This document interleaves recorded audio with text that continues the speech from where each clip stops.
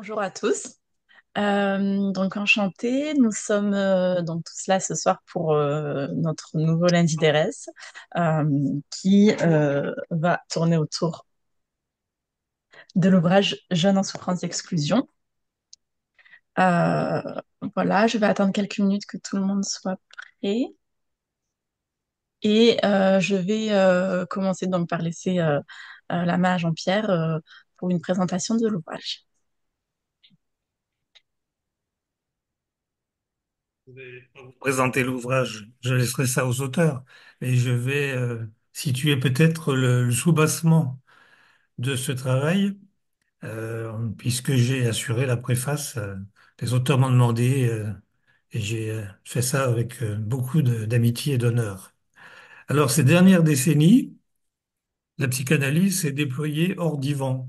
C'était une expression consacrée pour répondre à de nouvelles formes de souffrance psychique affectant les modalités de cadre, les modalités de la demande. Ah, pardon, j'ai un petit problème. Hop, voilà, ça y est. Donc, de nouvelles formes de souffrance psychique affectant les modalités de la demande et nécessitant des modifications de cadre. Les psychologues cliniciens, s'inspirant de l'expérience de la psychanalyse, ont connu, eux aussi, un élargissement de leur pratique qui les a obligés à quitter le cadre classique, hein, celui de la cure, celui de la consultation et de la psychothérapie.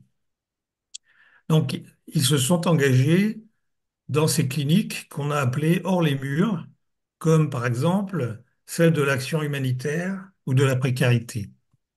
Alors, en participant à des dispositifs relevant de l'action sociale auprès de jeunes hommes et de jeunes femmes en grande difficulté, à la fois sociale et psychique, les auteurs de ce livre s'inscrivent dans cette perspective. Ces psychologues ont été sollicités pour intervenir au sein d'institutions sociales mises en échec dans leur tâche primaire d'insertion par ce public au comportement souvent inadapté, sans demande apparente d'aide psychologique, parfois violent ou au contraire replié sur lui-même, le plus souvent en échec répété, confrontant les travailleurs sociaux à leurs limites de compétences. La question centrale était et reste toujours aujourd'hui: comment proposer une écoute et un accompagnement à des adolescents et à des jeunes majeurs en souffrance psychique ou en mal-être qui, pour diverses raisons psychologiques, économiques, culturelles, ne peuvent pas accéder aux offres de soins existantes. La grande majorité de ces jeunes présentent ce qu'on appelle aujourd'hui une fragilité narcissique et identitaire plus ou moins grande et s'organisent sur un mode d'état limite que ces jeunes transfèrent sur la scène de l'insertion. Alors, parce qu'ils sont attentifs à la fois à ces différentes dimensions, dimensions intrapsychiques, aux ensembles intersubjectifs, c'est-à-dire les groupes et les institutions, les professionnels contributeurs de ce livre ont accepté de sortir de leur zone de confort, des pratiques cadrées des institutions relevant du soin psychique, pour répondre à une commande sociale, quand même un peu paradoxale, d'accueillir la souffrance psychique sans faire du soin. Prendre soin sans faire du soin, on va dire ça comme ça. Dans des structures qui relèvent du champ social et non pas de celui de la santé. Alors, principalement, pour ce livre, les missions locales et leurs partenaires, en particulier les points accueil écoute jeunes, les PAEJ. Et donc, ces structures se sont développées comme des lieux intermédiaires ou des dispositifs interfaces entre le psychique et le social, entre l'éducatif et le soin. Ces psychologues et ces travailleurs sociaux ont dû faire preuve de la créativité nécessaire à l'accueil d'une souffrance qui ne se sait pas. Ça, c'est le titre du fameux rapport.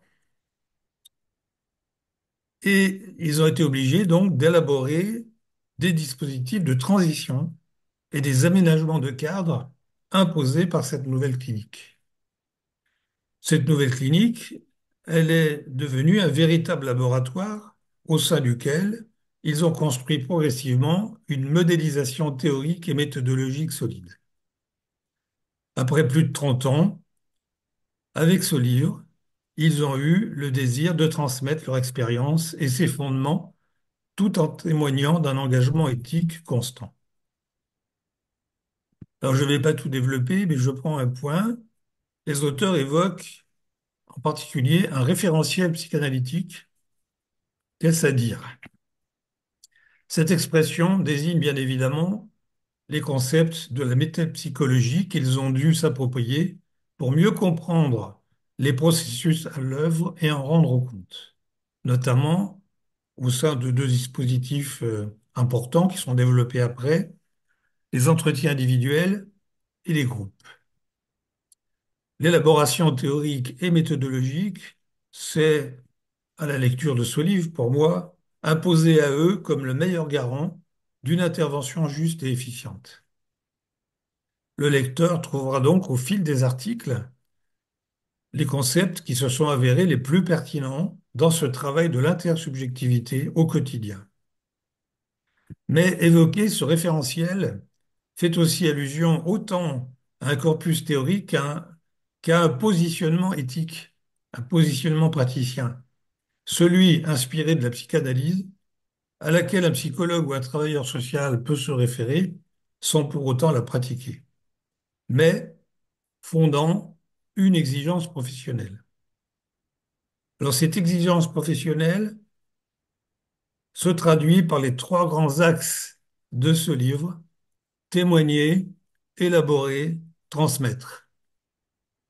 Témoigner, premièrement, de la fécondité d'une pratique clinique spécifique pour en assurer la continuité et en proposer une modélisation. Deuxièmement, élaborer. Élaborer avec rigueur le bricolage d'une créativité nécessaire aux ajustements imposés par les évolutions sociales et psychopathologiques. Troisième axe, transmettre. Transmettre une expérience professionnelle en rendant compte de ses fondements tout en révisitant les questionnements à l'œuvre depuis les débuts. L'appui sur les réalités cliniques est un fondement essentiel du propos des auteurs qui témoignent dans ce livre de leur engagement tout autant que des difficultés qu'ils ont dû traverser pour accomplir leurs fonctions. Les nombreuses situations cliniques rapportées dans cet ouvrage permettent de bien comprendre la complexité de cette clinique qu'on appelle aussi la clinique psychosociale, pour faire entendre l'entrecroisement des registres concernés, parce qu'on peut considérer tout autant comme symptôme de chaque sujet que de la société. Cette clinique, elle est complexe parce qu'elle relève aussi d'une clinique de l'agir adolescent, ce sont des jeunes adultes, mais des adolescents, et elle comporte aussi presque toujours des éléments psychosomatiques. C'est une clinique spécifique aussi parce qu'il s'agit de créer les conditions d'une possibilité de soins psychiques dans des institutions qui ne relèvent pas de la psychiatrie ou du soin psychique, mais qui sont organisées par toute autre chose et pour toute autre chose, l'insertion sociale et professionnelle. Donc voilà un petit peu là, en guise d'introduction, de préface. Je laisse la parole maintenant à Christis Démétriades qui a coordonné l'ouvrage. Voilà, à toi Christis. Merci Jean-Pierre, bonjour à tout le monde. Bon, j'expérimente pour la première fois la solitude de la visioconférence. Bon, je pense que c'est pareil pour les autres co-auteurs. Donc, si certains ont la possibilité et la volonté d'allumer leur caméra, je pense que ça m'aiderait de pouvoir voir quelques visages. Bon. Cet ouvrage est le résultat d'un travail groupal très dense entre les co-auteurs, les comités de lecture et un cercle de collègues proches qui ont participé à la lente gestation de nos pratiques cliniques. Je tiens à les remercier, comme aussi Jean-Pierre Durifaribont, qui nous accompagne depuis le début de cette aventure. Ces choix méthodologiques de travailler en groupe et en réseau s'inscrivent dans la continuité des pratiques cliniques que nous avons développées depuis 30 ans au sein des missions locales et avec nos partenaires. Lorsque jeune psychologue à l'époque, nous avons mis en place les premiers postes au sein des missions locales, nous nous sommes rapidement rapprochés pour créer le premier groupe régional de psychologues intervenant en mission locale et en point accueil écoute jeunes, puis par la suite les réseaux nationaux de psychologues intervenant en mission locale. Aussi, nous avons construit nos dispositifs cliniques avec nos collègues conseillers en insertion, les directeurs de nos institutions et nos partenaires locaux. Nos entretiens et nos groupes cliniques, comme vous le découvrirez à la lecture de ces livres, s'inscrivent tous dans une approche clinique groupale, puisque nous ne sommes pratiquement jamais seuls dans l'accompagnement d'un jeune. D'un côté, les conseillers en insertion sont toujours en co-accompagnement avec nous et portent le plus souvent la demande des jeunes. De l'autre, nos partenaires locaux sont présents dans nos pratiques en tant que lieux potentiellement susceptibles de les recevoir. Dans un contexte de pression à l'efficacité et de remise en question des temps impartis aux échanges entre soignants et entre partenaires, nous défendons l'importance de ces temps pour soutenir les qualités de contenance des dispositifs de soins et prendre en compte les effets de l'intertransfert. Aussi, grâce à ces échanges, notre fameux cadre interne intègre les éléments du cadre de l'insertion et celui de nos partenaires locaux. Nous construisons un espace intermédiaire entre l'insertion, l'éducatif et les soins, comme le font aussi les points écoute, les maisons des adolescents, les équipes de liaison précarité, les psychologues en CHRS et partout ailleurs, et nous devons donc penser les contours de cet espace. Nous recevons de nos institutions l'injonction paradoxale d'accueillir la souffrance en faire du soin, et nous accueillons des jeunes qui n'ont pour une partie pas de demande explicite, mais viennent à notre rencontre orientés par leurs référents sociaux, avec une injonction paradoxale, eux aussi, de venir de leur propre gré.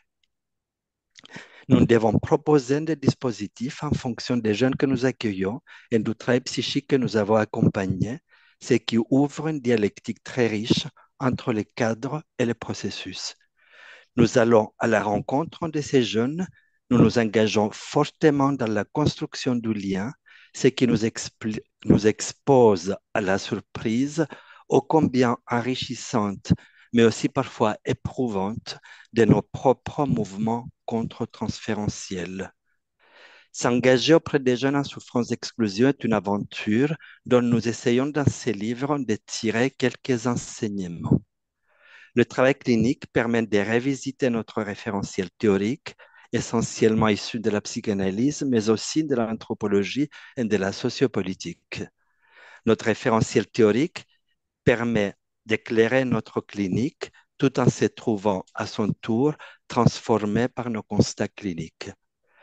Rendre compte de cette aventure en essayant de dégager un référentiel théorique clinique à transmettre à tous les espaces intermédiaires s'est imposé à nous comme une évidence face au risque de rupture et d'amnésie qui guettent aujourd'hui ces pratiques.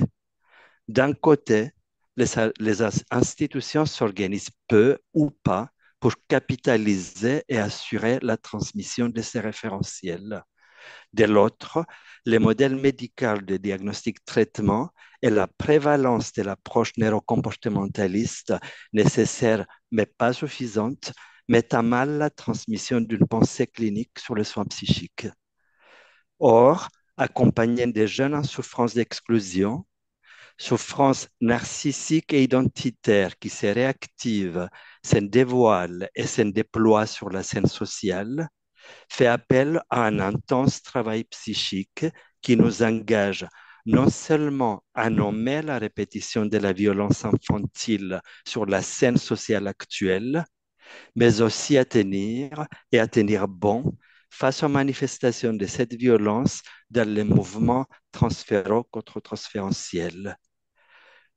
L'objet n'a pas été et n'est pas ressenti comme violent, il l'est et il l'a été.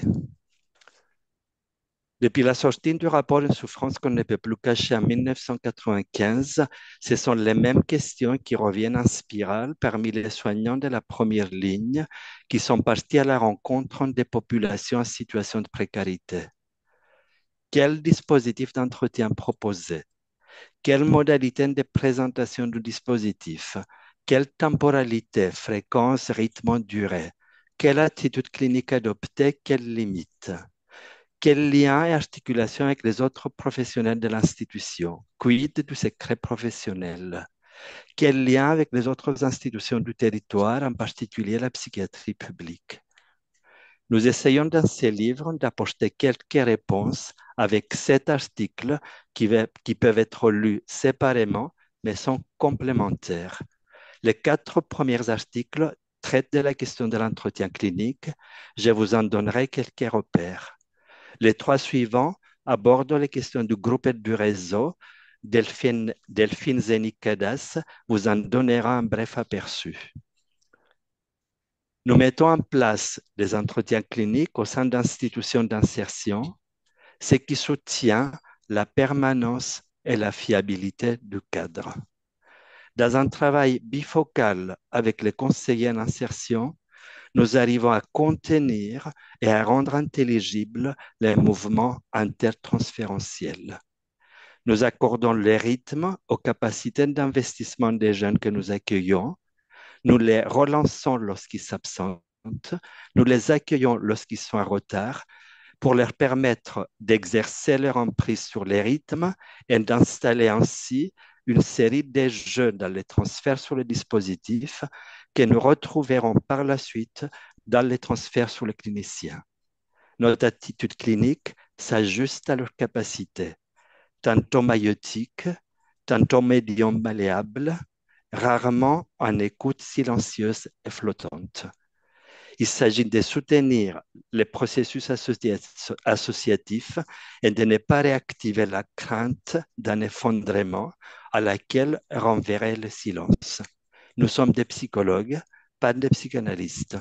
Nous mobilisons le potentiel transitionnel des objets sociaux pour soutenir l'espace du lien et permettre de rétablir progressivement les capacités de contenance d'appareils psychiques effractés par le poids des traumatismes. Tous ces concepts peuvent paraître compliqués et denses. Vous nous direz, j'espère, après lecture de notre livre, si notre pari de les illustrer par des vignettes cliniques a été suffisamment éclairant. Quitter nos lieux habituels de soins et notre posture plus distante pour aller vers ces jeunes avec une posture plus active nous a paru être les seuls moyens pour arriver à les rencontrer. Aller à leur rencontre nous a paru être une nécessité impérieuse. Ces jeunes subissent de plein fouet la violence de la société néolibérale, l'absence de place pour tous, les discriminations, l'exclusion de l'espace social d'une partie des jeunes issus de la diversité et des classes sociales les plus défavorisées, l'intrusion du virtuel, et j'en passe. Proposer un soin psychique à ces jeunes, c'est aussi prendre soin du vivre ensemble et soutenir les fondements du pacte social. Les jeunes en insertion, qui sont pourtant bien plus à risque en matière de santé publique que la population générale des jeunes, ne sont-ils pas actuellement, depuis le Covid, les grands oubliés de nos médias? Je donne maintenant la parole à Delphine Zenikadas qui va nous parler des articles qui portent sur les groupes et sur les réseaux. Oui, bonsoir à tous et à toutes. Euh, je vous parlerai dans notre ouvrage à partir de mon expérience de psychologue pendant 25 ans dans un point accueil écoute jeune qui a noué un partenariat très étroit avec la mission locale du même territoire. Concernant le dispositif d'entretien, je tiens à préciser que nous retrouvons des questions sensiblement similaires dans les points accueil écoute jeune, comme d'ailleurs dans la plupart des lieux intermédiaires. Nous devons adapter le rythme des entretiens aux capacités d'investissement des jeunes, accompagner certains jeunes vers les lieux de soins, adopter une attitude maïotique dans certains entretiens, prêter notre appareil à penser pour soutenir le travail associatif. En revanche, dans les PAEJ, Point Accueil Écoute Jeunes, ils sont par définition des lieux où les jeunes n'ont pas obligation à donner leurs coordonnées. Nous ne sommes donc pas toujours en capacité de les relancer lorsqu'ils s'absentent d'un rendez-vous. De plus, nous apportons dans les PAEJ un soutien aux parents et aux référents sociaux des jeunes. Nous recevons aussi des jeunes mineurs puisque notre tranche d'âge est de 12 à 25 ans. Le travail de proximité, l'aller vers, se traduit par la création de liens privilégiés avec toutes les institutions qui accueillent des jeunes sur le territoire, de manière à permettre à leurs référents sociaux et éducatifs de les accompagner jusqu'à nous. C'est dans ce cadre et dans une volonté affirmée de la direction et des psychologues du Point Écoute que nous accueillons de façon prioritaire des jeunes en précarité et que nous développons un partenariat privilégié avec la mission locale. Cette population a plus de mal à demander de l'aide et à accéder aux dispositifs du Point Écoute, alors qu'elle est, sur le plan de la santé mentale, bien plus à risque. Nous présentons dans cet ouvrage 3 actions partenariales mises en place par la mission locale et par le Point Écoute du même territoire depuis plus de 20 ans. Ce sont les petits déjeuners santé, les groupes à médiation et le groupe interinstitutionnel clinique qui concerne les jeunes de 16 à 25 ans. Chaque action est décrite dans un article séparé. Le lecteur pourra découvrir en premier le dispositif des petits déjeuners santé. Une fois par mois, nous accueillons autour d'un petit déjeuner pour une séance unique d'une matinée des jeunes orientés par la mission locale. S'agissant d'un public en difficulté dans toute situation groupale, nous décrivons dans cet article précisément le processus de mobilisation des jeunes. Ces groupes sont animés à tour de rôle par les psychologues du PAEJ et ceux de la mission locale. Ils sont également co-animés à tour de rôle par les référents santé de la mission locale, les professionnels de la CPAM, du planning familial, du centre d'addictologie et une éducatrice de jeunes enfants du service de petite enfance de la ville qui accueille les enfants qui viennent parfois avec leur jeune maman. Le lecteur pourra découvrir comment nous avons fait évoluer ce dispositif. En effet, d'une approche d'éducation à la santé, nous l'avons fait évoluer vers une approche clinique de la prévention. Les thèmes abordés varient d'une séance à l'autre.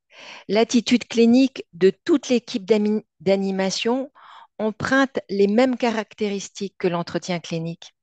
Il s'agit d'amener les jeunes à la parole, à l'échange et leur permettre de prendre du plaisir à être en groupe, à penser, à se socialiser. Nous prenons soin dans cet article d'illustrer comment ce groupe permet en parallèle de soutenir, de développer un réseau de santé sur la ville. Ensuite, le deuxième article aborde le dispositif des groupes à médiation. Là aussi, nous prenons soin d'exposer le processus de mobilisation des jeunes, comment nous arrivons à faire émerger une demande de la part des jeunes qui, à l'origine, ne sont ni demandeurs de groupe, ni demandeurs de soins psychiques. La grande spécificité de ce dispositif, c'est de s'adapter aux capacités d'investissement des jeunes.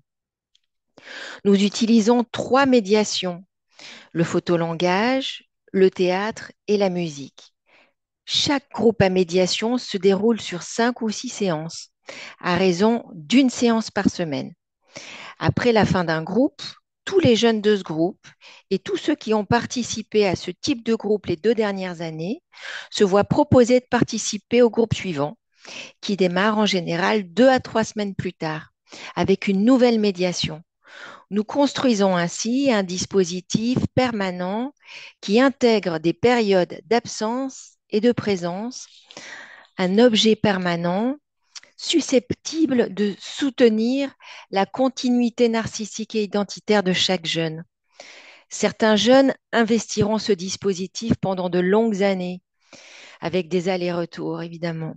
À l'intérieur de chaque séquence, nous adaptons le rythme aux capacités d'investissement du groupe et nous prenons soin de permettre à chacun de prendre sa place en nous exposant aussi au regard du groupe et en nous proposant activement au jeu identificatoire, ce que les nombreuses vignettes du livre vous permettront de découvrir.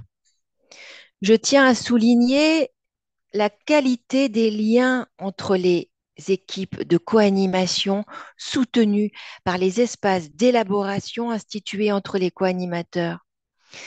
Ainsi, les bilans annuels avec les référents institutionnels qui soutiennent l'ancrage de ces dispositifs dans les institutions. Dans ces deux groupes, les co-animateurs s'exposent au regard des jeunes, mais aussi au regard des uns des autres. Le message fondateur des missions locales, construire une place pour tous les jeunes, présuppose que les professionnels adultes qui les accueillent et les accompagnent se construisent entre eux, en groupe, accueillants et bienveillants pour chacun. La magie de ces groupes dont nous parlons dans nos articles nous semble découler en grande partie de cette qualité de lien entre les co-animateurs et de la bonne connaissance de soi et de chaque animateur. Le dernier article du livre aborde plus directement la question des réseaux de santé mentale. Le groupe interinstitutionnel clinique est une réponse à la question suivante. Comment passer du carnet d'adresses à un travail en réseau local? Ce groupe réunit des représentants du point écoute, de la mission locale, des centres médico-psychologiques adultes et adolescents, de la protection de la protection judiciaire de la jeunesse, des 2 centres de soins en addictologie et d'une association de santé mentale. Tous les 2 mois, toutes ces institutions qui constituent des portes d'entrée dans le soin psychique sur la ville se réunissent pour travailler ensemble. Régulièrement, les professionnels présentent leur travail, leurs limites, leurs différences, les évolutions institutionnelles et à tour de rôle, des cas cliniques qui mettent en lumière les articulations entre les professionnels et les institutions. La question centrale du groupe est celle de la continuité de la prévention et du soin sur un territoire, parfois mis à mal par les difficultés de chaque institution ou ses organisations institutionnelles, ou d'autres fois par les problématiques des jeunes et les mouvements violents qu'ils déposent dans l'intertransfert. En choisissant de mettre en lumière 2 moments de crise de ce groupe, les auteurs, Christis Dimitriades pour la mission locale et Myriam Quentin pour la protection judiciaire de la jeunesse, tentent d'illustrer en filigrane la crise de la psychiatrie publique, la place des espaces intermédiaires, le changement de paradigme de soins et les paramètres de résilience des réseaux locaux de santé mentale. À la lecture de ce dernier article, certains collègues m'ont dit avoir éprouvé des sentiments de découragement. Je tiens au contraire à souligner que, dans un contexte difficile, le partage de nos expériences cliniques nous permet de retrouver du sens et d'accepter que, en matière de soins psychiques, personne n'a seul la réponse. Nous sommes tous confrontés à nos limites, à notre impuissance, à nos propres points obscurs et aux points obscurs de nos institutions. Le réseau est alors susceptible de contenir un potentiel transitionnel. Je passe la parole à Hélène Grèce.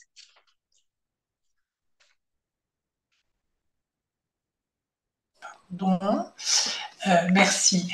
Oui, moi je ne suis pas complètement auteur de ce livre. J'étais à la relecture des textes. Là, depuis presque 2 ans, les textes de chacun et de chacune ont circulé entre tous les auteurs, plus quelques relecteurs. On devait être 3 au début, 4, 5 vers la fin. Et donc ça a été un vrai travail d'élaboration groupale. Quelque part, chaque auteur gardant son axe. Bon, bien sûr, Christis Démétriades faisant œuvre de directeur de cet ouvrage et rassemblant et tenant tout. Tenant d'autant plus que, en fait, le premier article sur les entretiens cliniques est un condensé de la thèse qu'il a faite il y a quelques années, pour laquelle j'avais déjà été relectrice de ce travail. J'avais découvert à ce moment-là comment Christis théorisait sa pratique, et avec la rigueur universitaire pour appeler les choses par leur nom, et ce faisant pouvoir penser plus justement. C'est toujours le souci de la théorie.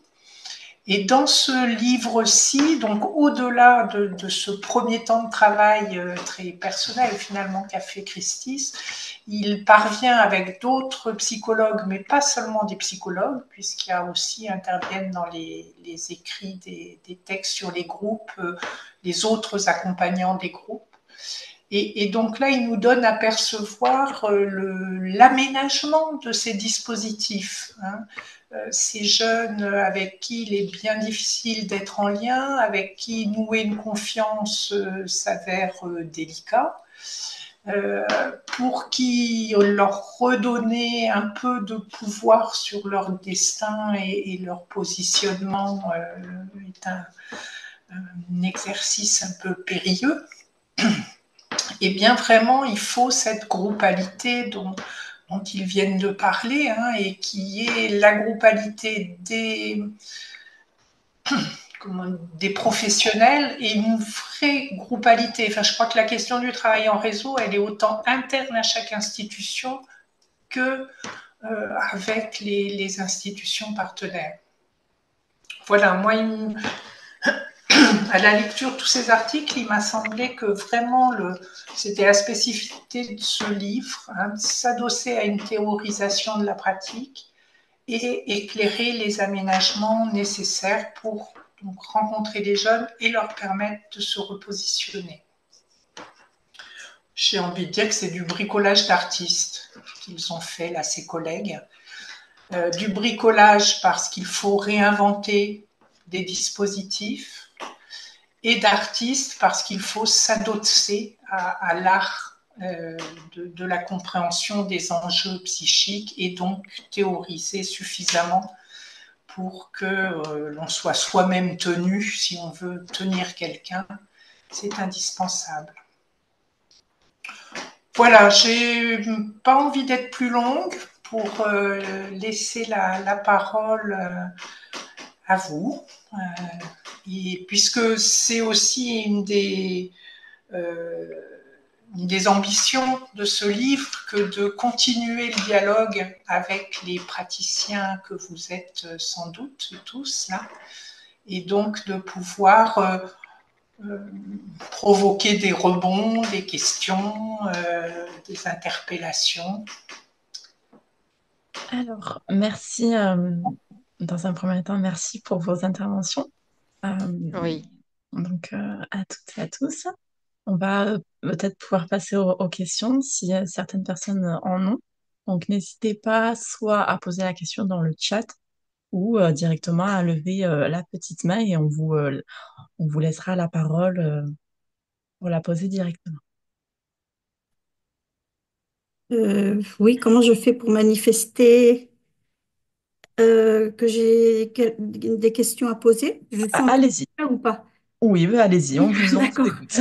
D'accord. Bonjour, je m'appelle Carole Combe, je suis conseillère conjugale et familiale à Toulouse. Alors moi, il y a plein de choses qui me sont venues en tête. Je ne sais pas vraiment par laquelle prioriser. Mais alors j'ai raté quelques minutes du début, donc peut-être que j'ai loupé l'info. Mais il me semble que ces jeunes qui arrivent dans l'émission locale, globalement, ce sont des enfants, des adolescents qui ont été placés par l'ARS dans des familles d'accueil, dans des foyers, etc. Je me trompe pas? Oui, oui, je peux Sinon, tout de suite vous dire qu'une partie de ces jeunes ont pu être placés à l'enfance ou à l'adolescence, mais ce n'est pas la majeure partie. d'accord, Mission locale accueille quand même tous les jeunes de 16-25 ans qui sont sortis de l'éducation nationale. Ils ont été initialement créés pour les jeunes les plus en difficulté. Ça reste leur population cible. Donc, les jeunes qui cumulent des échecs scolaires et des difficultés sociales, mais se sont élargis à une population bien plus large. Voilà, d'accord, donc on peut avoir des jeunes avec un niveau scolaire très élevé en mission locale. d'accord. Après, les psychologues vont accueillir les jeunes qui cumulent des difficultés en général, oui. D'accord, d'accord. Donc, bon, je vais peut-être pas aller plus loin sur ce terrain, parce que pour ceux, un petit peu quand même, parce que pour ceux qui viennent de là, c'est qui ont été placés, euh, il y a quand même, dès le départ, ou à un moment donné, des carences familiales, des carences affectives. Et j'ai souvent entendu dire par des éduxpés qu'il fallait garder une certaine distance, qu'il fallait pas d'attachement dans un sens ou dans un autre. Et du coup, je me posais la question de, mais quand on est un adulte et qu'on accompagne ces jeunes-là, si on ne sert pas comment faire pour les accompagner si on ne sert pas un minimum de repères et donc de repères affectifs. Mais bon, voilà, puisque vous recevez d'autres types de jeunes, c'est peut-être pas pertinent. Après, un petit peu de mal à faire du lien entre prendre soin, prendre soin, et en même temps avoir comme objectif l'insertion socio-professionnelle, qui est quelque chose de très pragmatique, pardon, excusez-moi. Donc, euh, peut-être qu'il faut lire le livre, j'entends bien, mais en tous les cas, voilà, il me semble que c'est une route double.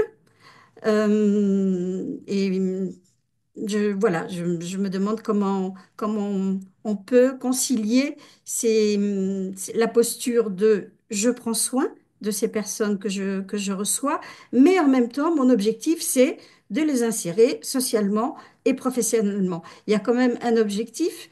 Euh, voilà, je m'interroge juste sur cette posture peut-être un peu acrobatique, j'entends bien. Voilà. Oui, Je lirai le livre, donc je vous entends pas.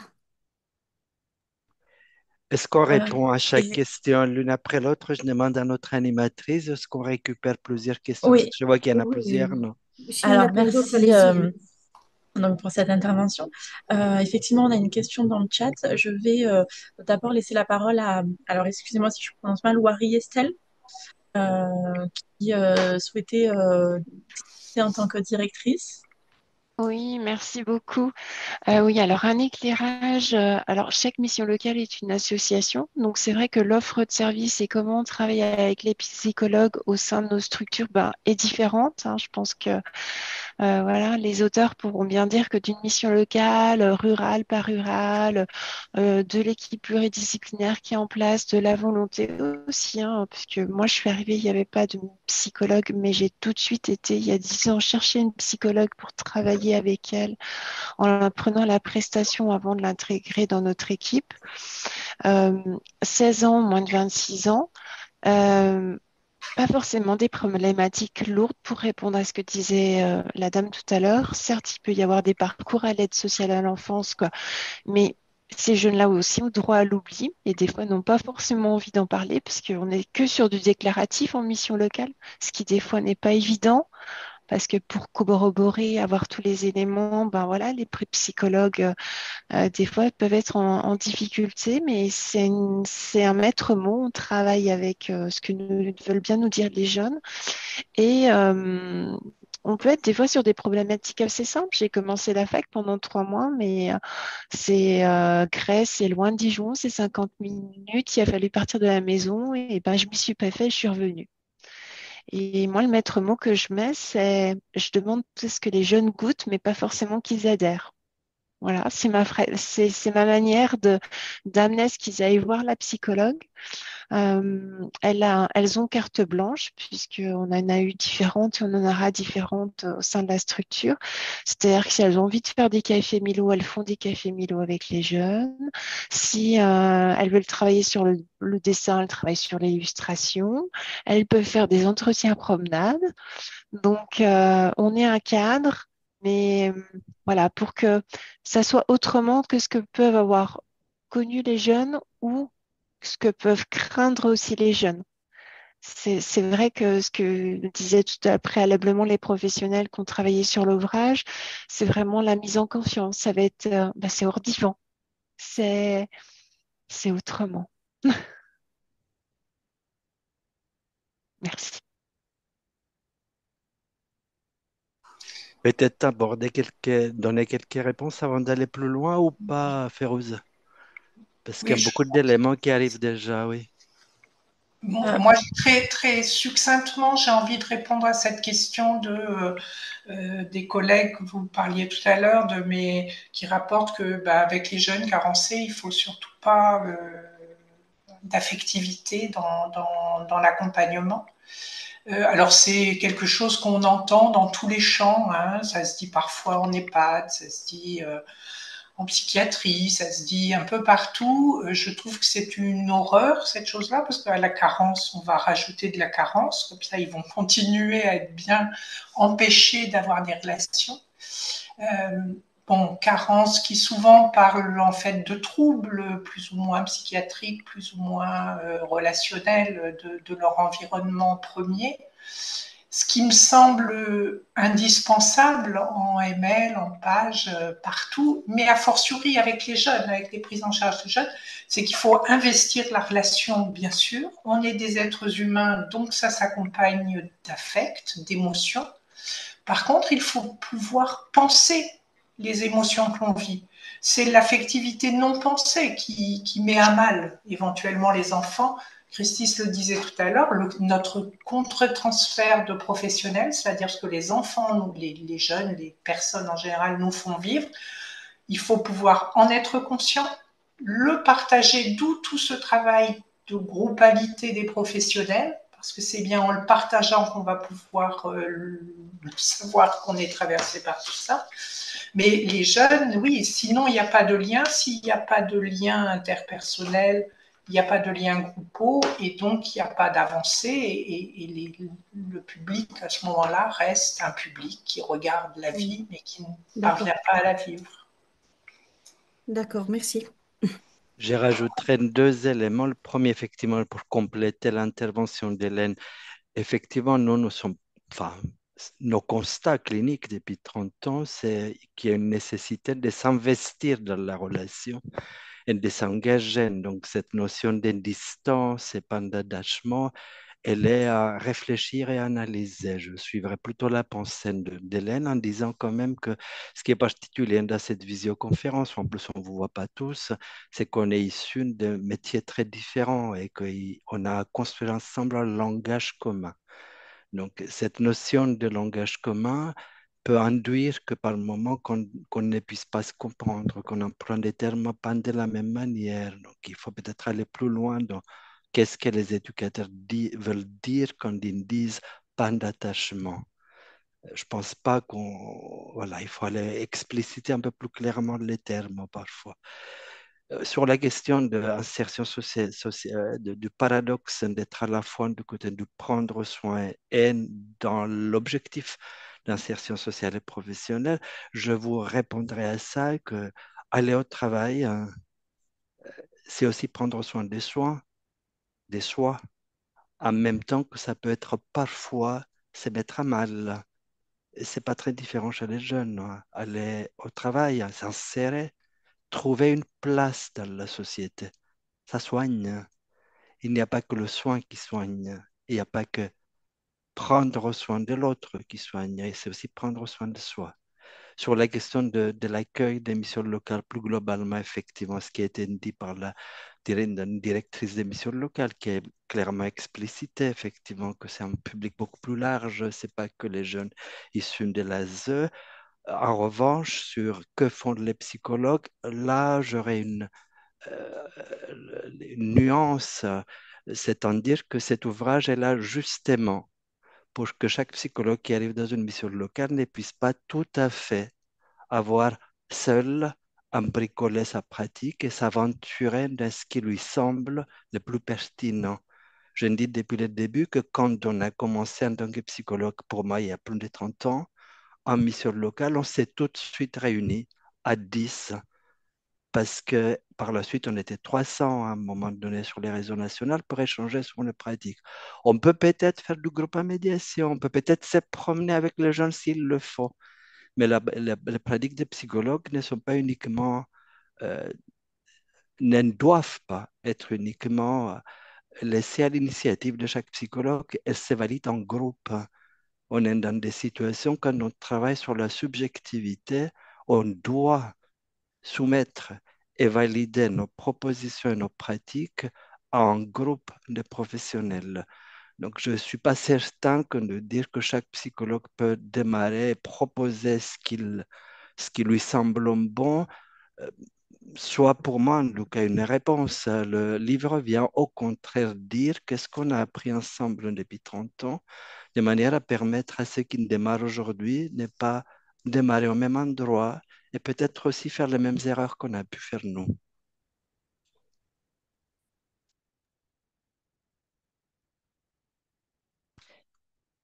Oui, Ajouter quelque chose? oui, vas-y Jean-Pierre, je parlerai après. Oui, il me semble que l'idée de la commande sociale, qui était quand même pas une mauvaise idée, c'était de lever les obstacles psychiques à l'insertion.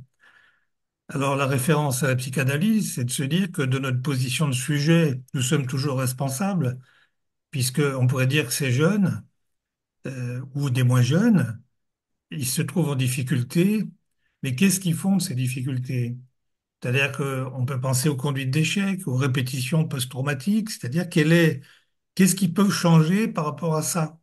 Bien sûr, on pourrait dire il y a des difficultés sociales, économiques, culturelles, mais il y a aussi des difficultés personnelles qui sont dues au trajet de vie.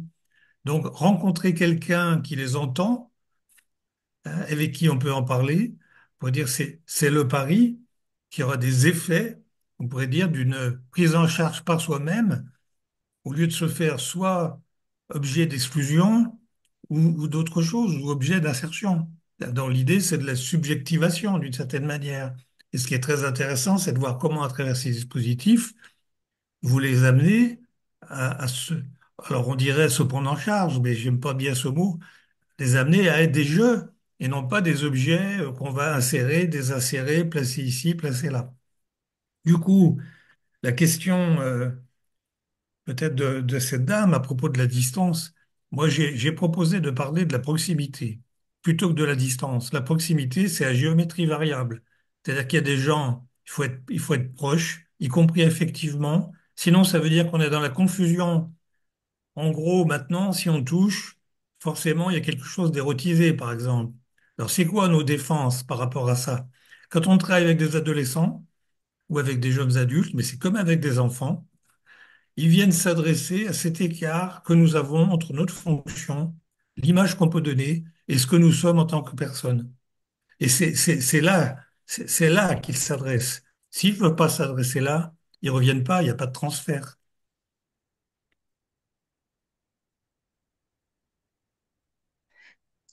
Oui, je voulais rajouter pour être dans la continuité l'intérêt de ma place qui est partenaire extérieur de la mission locale, euh, de participer à cette question du prendre soin de soi euh, et dans le fait de réaliser que finalement, en formant en partageant nos regards différents sur chaque jeune, en constituant un groupe auprès d'eux, on contribue en effet au prendre soin d'eux, avec chacun des positions, avec chacun d'entre nous, des positions et des places différentes dans lesquelles finalement viennent se jouer la question de la distance et à chacun de nous d'y aller ou pas en tant qu'animateur.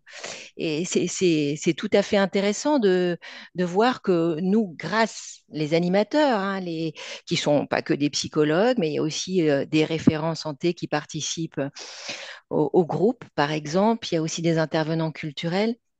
C'est tout à fait intéressant de voir que grâce à la méthode, au cadre et à la médiation, hein, on peut, on a des effets tout à fait intéressants dans la création de la sécurité et de la confiance pour les jeunes, des effets quand on s'expose, quand on donne aussi nous-mêmes dans les limites dans lesquelles on peut aller, on donne aussi à voir quelque chose de nous et Jean-Pierre parlait de proximité, mais dans une certaine proximité que permet finalement, par exemple, la méthode du photolangage, le théâtre, la médiation, et qui participe complètement à renforcer le bien-être de ces jeunes.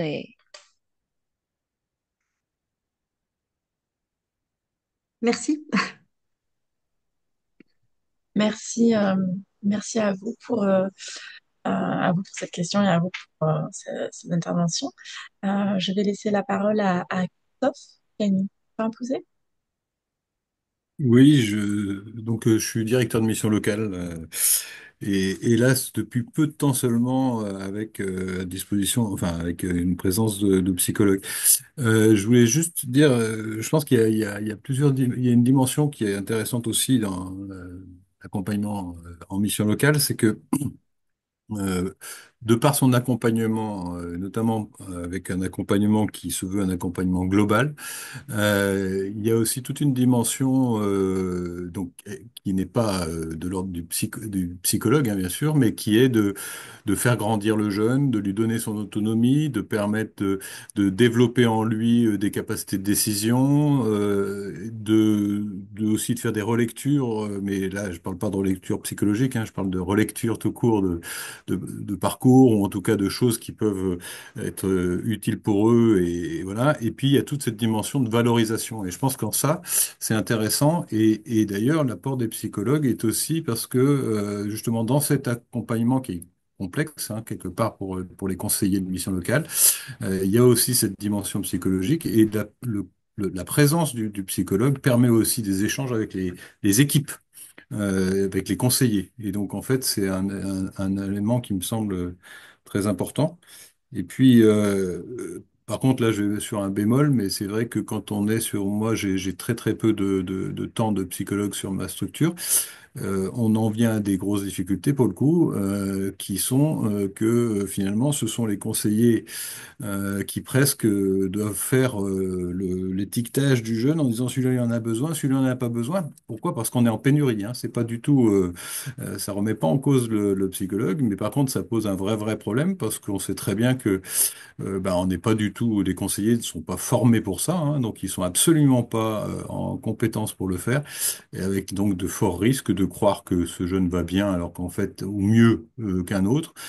Ça, c'est tout le problème de la pénurie et du manque en fait que l'on a en termes de temps de présence de psychologues dans les missions locales.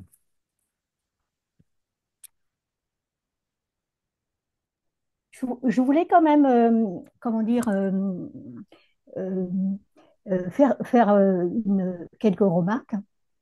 Je trouve que, enfin, moi, si vous voulez, je suis plutôt d'une sensibilité, d'une démarche de la psychothérapie institutionnelle. Et je pense que, si vous voulez, je voudrais pas justement qu'on hiérarchise, je dirais, l'apport professionnel, éthique, tout ce que vous avez soulevé tout à l'heure, très intéressant, clinique, des uns des autres. Je pense que ça donne toujours un regard différent et ce qui est important, c'est quand même favoriser une certaine hétérogénéité. Parce que là, on a tendance à dire, voilà, le psychologue, il va pouvoir nous apporter des solutions parce que voilà, il a un master 5, il sait ce que c'est, voilà, l'entretien clinique. Pourquoi pas, effectivement. Mais je pense que l'apport du terrain, quel qu'il soit, est toujours important. Une personne qui parle, il part pas seulement uniquement par rapport à son, comment dire, son champ professionnel. Surtout quand on touche à des jeunes, enfin, vous avez pu le voir, moi je suis issue d'une double culture et je pense que dans ce qu'on a pu voir aussi, voilà, aussi bien les hommes que les femmes, on est aussi issus d'une double culture. Moi je trouve que c'est un défi énorme pour la France. pour les psychologues, mais au-delà de ça, c'est un enjeu, comme disait, je ne sais plus quel monsieur tout à l'heure, une commande sociale. Eh bien, je pense que si vous voulez, c'est vraiment à faire, comme disait tout à l'heure, je crois, c'est Madame Cress, euh, comment dire, des bouts par-ci, des bouts par-ci, des bricolages, tout simplement. Hein. Ça ne veut pas dire que les moyens ne sont pas, comment dire, à revendiquer. Hein. Mais voilà, je pense que si vous voulez, si on part du principe, s'il n'y a pas de psychologue, on est foutu. C'est pas du tout, comment dire, c'est je ne dis pas qu'il faut pas avoir les psychologues, on est d'accord, mais je pense que l'apport hétérogène est très important. Et puis aussi, il y a un autre aspect, c'est qu'il y a les jeunes, mais les jeunes, ils sont aussi dans un contexte socio-économique difficile, hein, on l'avait dit, vous l'avez dit tout à l'heure, mais aussi il y a le contexte des parents, c'est pas simple, hein, le contexte culturel, hein, et on voit pas non plus, enfin, on peut aussi aller du côté, si c'est un jeune garçon ou une jeune fille, hein, c'est quand même très différent. Hein. Vous voyez, c'est toutes ces complexités-là qu'on a à manier avec beaucoup de prudence et je pense que la clinique, donc les matériaux de terrain sont à prendre, qu'ils viennent du conseiller d'insertion, du jeune, des parents, mais tout est bon à prendre. Hein, voilà.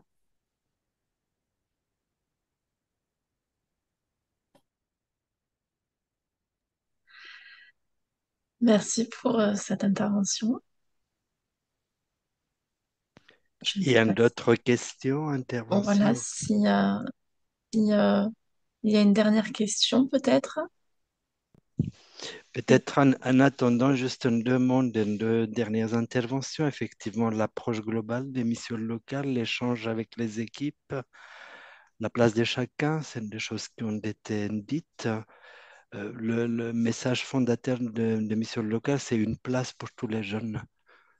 Donc, effectivement, si on veut aller dans ce sens-là, chacun, chaque adulte, chaque professionnel a une place à occuper auprès d'eux dans le cadre d'un travail que nous défendons comme un travail groupal et un réseau autour d'eux pour leur permettre progressivement de cheminer vers prendre leur propre place.